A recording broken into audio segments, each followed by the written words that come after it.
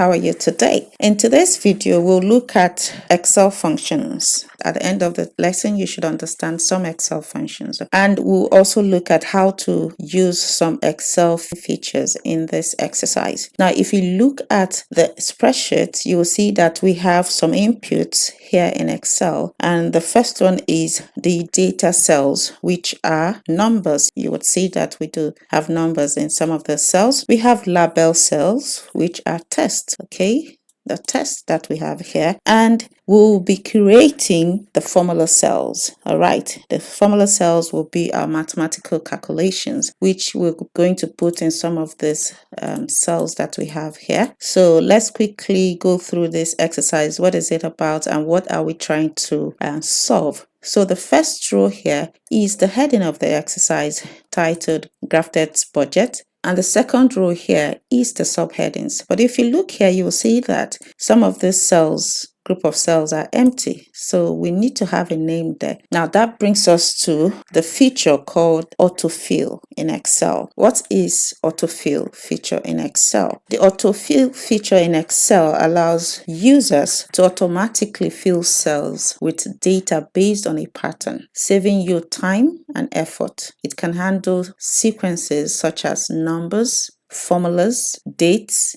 days of the week, and so forth. So how do you now apply the autofill function in Excel? To get the autofill, I'll go to C2 and you see that square there, that square there. I'll hover this mouse to that point and then you see it changes to a plus sign. Once it changes to a plus sign, you would know that you have it in the right point. Then click hold, which is left click hold, and drag through the other cells. You will see as I hover through the other cells, it fills those cells automatically. So we're going to stop at column H. So what I have done here is autofill. Just by dragging the fill handle, I have completely filled in those empty cells. So that is what we call autofill. Here are some of the examples of autofill. Initial selection can be January or Jan, depending on the patterns. And when you use your fill handle, it's going to extend the series like that, January, February, March, or it's going to have Jan, Feb, March, depending on the pattern that you have typed in. Then we have Monday or month, and that's what is going to come out if you use the fill handle. And here we have quarter one, or we have Q1. When you use your fill handle, you will have something like that. It does also work for time, and this is another example, and you're going to see how we will use it for the formulas as well. Back to our spreadsheet. So what exactly are we trying to complete in this exercise? Now we did say this is grafted budget. There is the income section, there is expenses section, and there is net income. We're going to use Excel functions to calculate this and we'll get our values. After which we'll format our data or our spreadsheet. As we format this spreadsheet, you will get to know some hidden Excel features that you can use in your spreadsheet. So first, let us calculate the income for grafted budget. Okay, so here in C5, I'm going to put in the AutoSum. So if I click here for the AutoSum, I'll go to the Home tab, then Editing Group. You're going to see that button. Click the more arrow. It does have different auto buttons. This is AutoSum, this is average, this is count, this is max, and this is min. We'll work with the AutoSum so you can see how it functions. So I'll click the AutoSum and it automatically calculates the cells here, which is C3 and C4, and the value or the result is placed in C5. So that's exactly what I want, and I'll click the enter button in the formula bar. What it simply did was to calculate that and this and place the results in C5. Okay, now it did that automatically. That's why it's called AutoSum. Now, but what I like to do, instead of doing it automatically, I like to know the function and type it myself. So we're going to do the same thing here. So remember, before you enter any formula in Excel, you start with an equal sign. Now the function to calculate total is sum. So I'm going to type in sum. While I try to type that, you will see a list of functions of Excel drops. So I can just double click on that. Okay. Now select these two cells because those are the cells that I want to create sum for. Then close the bracket. All right. Now to close the bracket, you press down your shift key and you close the bracket. So I press the enter key on my keyboard and then I have that value. Okay, just the same thing I did. AutoSum was just quick, but it's also very good that you know your formulas. Now remember, we are working with AutoFill. So I'm going to hover my mouse to that point, and then once I get the fill handle by that plus sign showing, I'm going to click hold and copy the formula through to the other cells. I'll stop at column H. Now what happens is it copies that formula and it calculates automatically the result. To be sure that what you have done is correct, click here, H5, okay, to see that the sum that is there is correct. This is you checking the integrity of your data. Now, if you manually calculate this, the value there would be the same. All right, so we have calculated the income. Let's head over to the expenses.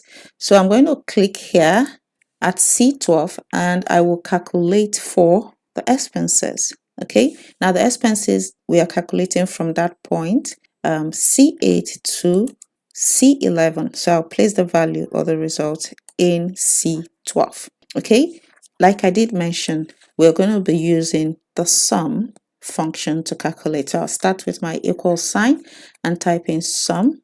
I can double click this, which is the right function that I want to use. Double click on that and then select from that C8 up to C11 and stop. Then close the bracket by pressing down shift key and the close bracket.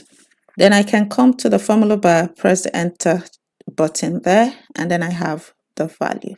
All right, so let's try the AutoSum. So I'll click in D12, go to Home tab, and then go to Editing Group. So that is my button. Click the more arrow, and then I'll choose the AutoSum. All right, now the AutoSum still gives us the same value, okay, because it's selected from that point. Now that line is the marquee, like I did mention the other day. What is the marquee? Marquee simply tells you that those group of cells have been selected.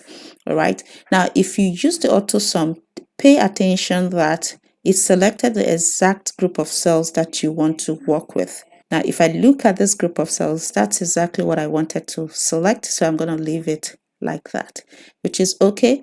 So I will press the enter key on my keyboard to get the total. So that's our total, right? Now, let's use the fill handle. So I'll position my cursor on that point. So once it changes to the plus sign, I'll click hold and drag to H12. To check the integrity of my formula, I have to click inside H12, go to the formula bar and be sure that my formula is correct. Once it's correct, I will proceed to the next one. So we have our expenses for each month, January to June. All right, so we're going to calculate for the net income. How do you calculate for net income? It's going to be our income minus the expenses. And then for each of the month, then I'll drop the results in C14, then use the fill handle to copy the formula to the rest of the months. All right, so in C14, I'll type in my equal sign and then go to this point, which is C5, click on C5, and then we use the minus sign. And then I'll come to C12, click on C12, and that's what we want, right?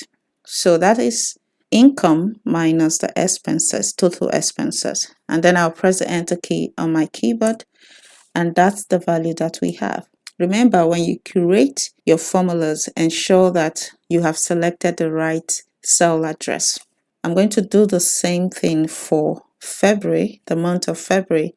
All right, so I'll start with my equal sign. I could create my formula in different ways. So I could open the bracket, okay, and then click on the income for February, press my minus sign, then click total expenses, close the bracket. and then press the Enter key on my keyboard. If you look at C14 cell address, let's go to the formula bar and we have that value, which is correct. When I click on D14, you also see that this formula does have parentheses. Different way to write your formula, but the values are correct. Ensure that you understand these different ways of writing your formulas. So now that we have this result correct, we will click on the fill handle and copy this formula across to this column H, which is our June. So I click the fill handle, copy to that point, June. Now we have our net income for grafted budget from January to June. All right. Now that we are done making calculations, let's format the spreadsheet so it looks really good. Let's go to B12. Now, if you look at B12, you see that the test is long. So we're going to apply the feature called wrap test. What is wrap test? Wrap test is a feature that allows you to display long text within a single cell. Okay, now rather than it spilling over to adjacent cells. So to apply wrap test, you click in that cell, which is B12. Now go to Home tab, go to the alignment group. You'll see that button called wrap test. Click on it. Now this is what it looks like, which is good. Now let's go to A14. Click on A14. So we want to also apply wrap test. I'll go to my Home tab, alignment group, go to that wrap test button, click on it. So we have that. So I would zoom out so we can see that clearly. All right. So that's what we have. If I zoom out a little bit again, so that's our spreadsheet clearly showing all the cells. Okay, now remember what we're trying to do is to format this cell so it looks really nice.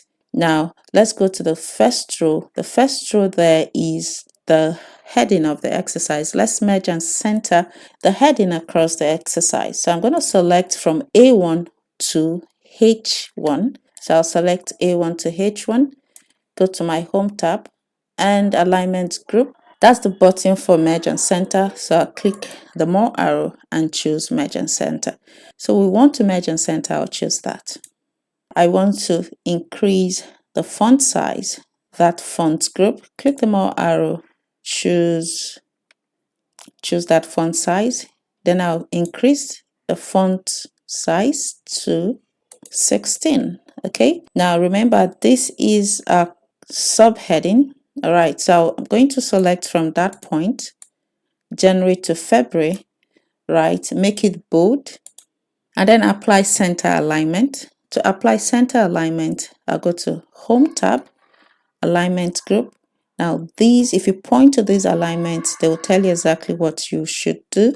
So this is my center alignment. I'll click on that center alignment. Now let's go to this point where we have the income. So I'll click the income. I'll go to apply that formatting there. I like to add background color to this.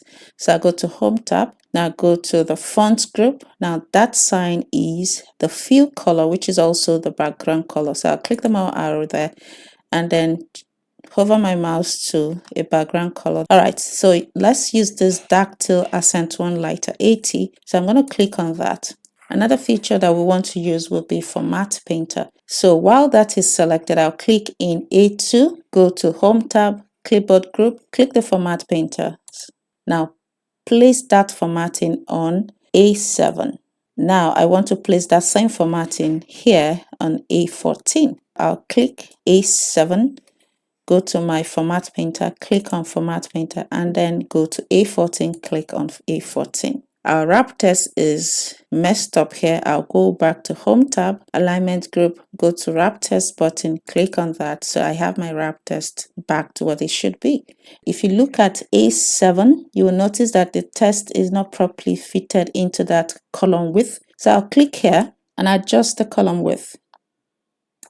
All right, so let's apply background color to the column heading and this. Okay, the same color that I would have there. So I'm going to select the column heading and the subheadings. So I'll come here and click the fill color, which is the background color that we already used.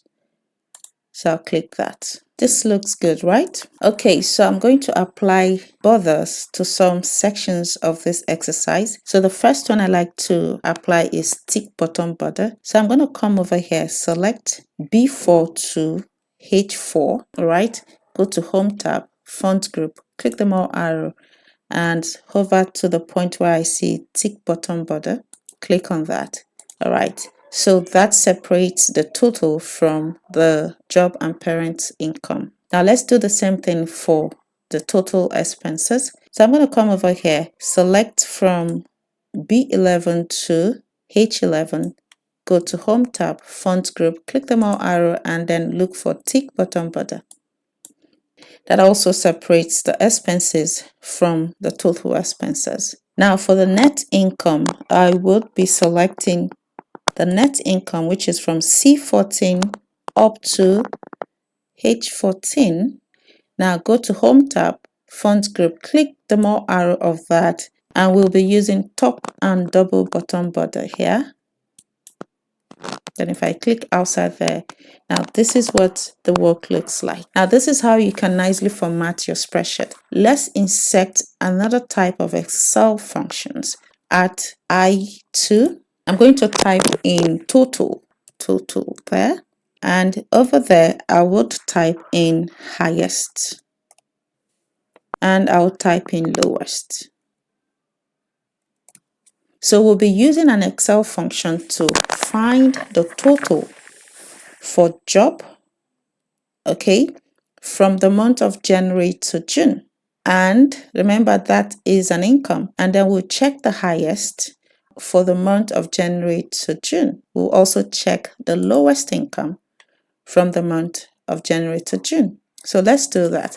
Now to do that, you're going to use Excel function called sum, like we did before. So we can use the AutoSum. To use the AutoSum, you go to that point, Home tab, go to where you see your editing group, click the more arrow of auto and choose your AutoSum. But like I did mention earlier, I like to type it manually, so I'm in control of the cells that it would select. So here where I have I3, then I'll type in my equal sign and then type in sum, open bracket. And then remember, I'm selecting from January to June. I'm going to click and select the entire group of cells that I want to calculate. Now, close the bracket by pressing down the Shift key and the close bracket. Now that I have my formulas, I'm going to press the Enter key on my keyboard. Now, this is the total that we have. So again, we want to calculate the total for job and the parent. So I can use my fill handle and move downwards. So I get the total again for that parent section.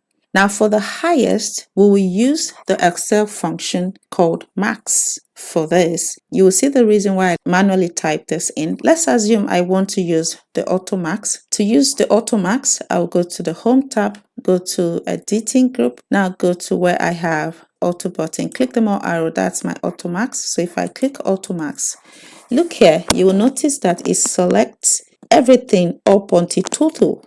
Remember, we do not want total to be part of the selection. Now, if I click enter here, it's going to show me the total as the highest value. Meanwhile, it's not part of January to June income. So I like to type my formula manually. To use the max function in Excel, so I'll type in my equal sign, type in max, open bracket, and select the group of cells I want. Stop at June, which is H3, and then close the bracket, then press enter key. All right, so for my highest value, I do have 3,000 as the income. So if I check this manually, you will see that I have 3,000, which is correct. Now I'm going to use my fill handle, copy the formula down to the next group of cells. So what is it?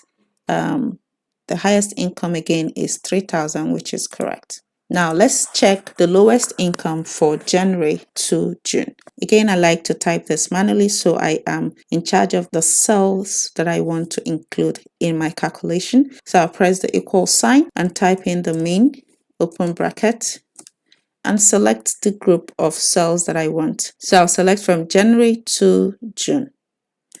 and then close the bracket and press the enter key. All right.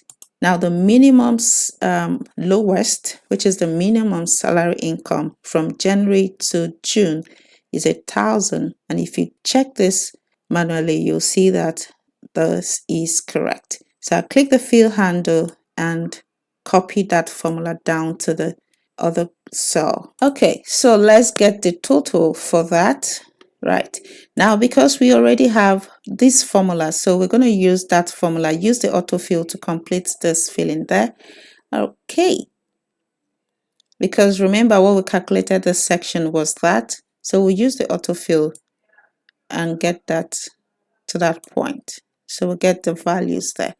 So if we come back here, the total highest and lowest, let's do the same calculation over here using the same format. So we'll get the total value here. So I'm going to type this manually. Start with my equal sign, type in the sum, open bracket. Now select for the expenses from January to June. So I'll select that to June, close my bracket, press the enter key. Okay, so this value is correct. This is the total expenses from January to June. So I'm going to use my fill handle, copy the formula down to the rest of the cells. So I'll do the same thing for the highest income. So I'll use my max function, which is Excel function. I start with my equal sign, type in max, open bracket. Now select from January up onto June, close the bracket and press my enter key.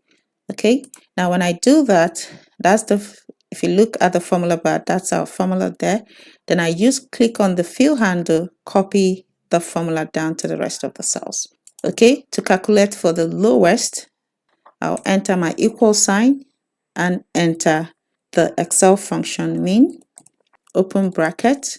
Now select from January up onto June, close the bracket, press the enter key. All right. So the minimum expense from January to June was 50, and then that was in May. Okay. So I'll click the fill handle, copy the formula down to the rest of the cells. All right. Now for total expenses, again, the formula here that we calculated is correct. So I will just use the fill handle to extend to the rest of the cells. Okay. So I'll click here and copy the formula to the rest of the cells. All right. Now let's go to the net income. We'll be using the same formula here. Okay, so the formula here is correct if I look at the formula bar. So what I would do is to click on the fill handle and copy the formula to the rest of the cells for the new calculations I just did. Right, so if I click there, income minus expenses will give us that value. For the max, or the highest income there would be income minus the total expenses will give us that value. Okay, now for the minimum income, all right, minus expenses will give us that value, which means that our calculation is correct. So let's format this section of the cells, put the background color. So I can use my format painter, click on that, use my format painter to copy that. Okay, format painter, copy that, format painter, copy that. So that's correct. So let's extend this border to that point. So I'll click that, come to home tab, font group, click the more arrow and choose tick bottom border because that was what we applied there. So I'll do the same thing over here, select that point, apply tick bottom border. If you look at column B, some of the text aren't showing clearly. So I'll go to that point between column B and C. So I'll click, hold and drag a little bit so we don't mess up our wrap test. All right, so that is what we get. If you look here, you'll notice that the total here is wrongly spelled. So we're going to use the feature in Excel, which is called spell check. Now, what does spell check do? Spell check is used to find and correct spelling errors in your spreadsheet. So to apply spell check, we would go to the review tab, go to proofing group, click spelling. Then here it says, do you want to continue checking at the beginning of the sheet? We say yes. This dialog box comes out, which is the spelling. This is what it found out, the total, which is wrongly spelled. Now the suggestion, these are different suggestions, okay? So we'll look through this and choose the correct one. Now the correct one here is total and it's selected, or you click to select it. And then you come to this section and say change. So we'll say change, and then we get that. Spell check complete, you're good to go. That was actually the only wrong spelled test in the spreadsheet. Okay, another feature in Excel that you can use is the find and replace feature. Okay, so what is that? Now, the find and replace feature allows you to quickly locate specific text numbers or formatting within your spreadsheet and optionally replace them with different values. Now, this is good or useful for correcting errors, updating information, or making bulk changes within your spreadsheet. Now, how do you do that? Let's go to the Home tab. Okay, now go to the editing group. You will see the button that looks like a search. Click the more arrow, choose find. All right, so we're going to look for the test called food and replace it with grocery. Okay, now find, type in food. It's always good to go with the find next. So if I click find, it selects that quickly. Now you can now quickly update the information if you want. That's what the find is for. Now, if we want to replace the word, we would click here. Now we have find word. You type in what you want, which is food. We're looking for food and we want to replace it with grocery. So I typed in the grocery. Because we want to replace, it's always better not to just click replace all, because there are certain group of words that you might not want to replace. So it's always better to go with step by step. So I'll go with the replace. So you look, there is replaced with grocery. Now, if I want to replace another word of food, replace it with grocery, I can go with find next and do that one at a time. All right, now that is it if you want to work with the find and replace. I'll close this, and that's it. We've replaced the food with grocery. Now, the last thing I like to show you is to change numbers to currency. So what we did here was we calculated budget, and budgets are in currency. So we're going to select the group of cells where we have numbers and change those numbers to currency. Okay, so I'm going to select this group of numbers to that point. Press my control key down, select this group of numbers to that point. While my control key is still pressed down, I'll select this group of numbers. So what do I want to do? I want to change these numbers to currency. Now to do that, go to Home tab, go to Number Group, click the more arrow there, Accounting Number Formats. So I'll click on that. You will see the dollar currency, you will see the rand currency. If you want to see other form of currencies, you go to More Accounting Formats. Click on that. Now it's good to come through this part, because here you look at the categories there. Okay, let's choose currency. Now from this right hand side, you'll see decimal places. If we want to have 2 decimal places currency, we choose 2. If we want to have 0 decimal places, I'm going to select 0 there. So it's good to come through this part. Now symbol, this is rand symbol. So if you click the more arrow, you're going to find different types of symbols there. Currencies. So you'll see dollar English, this is for Canada. If you scroll all the way down, you're going to see rand, you're going to see US dollar, you see different types. So let's quickly choose maybe the dollar one. All right, so when you come down here, so we choose the positive sign, and that's it. We'll come here and click OK. Now what has happened here is we have applied currency to this exercise. Now this brings us to the end of this lesson. I'll see you in the next video.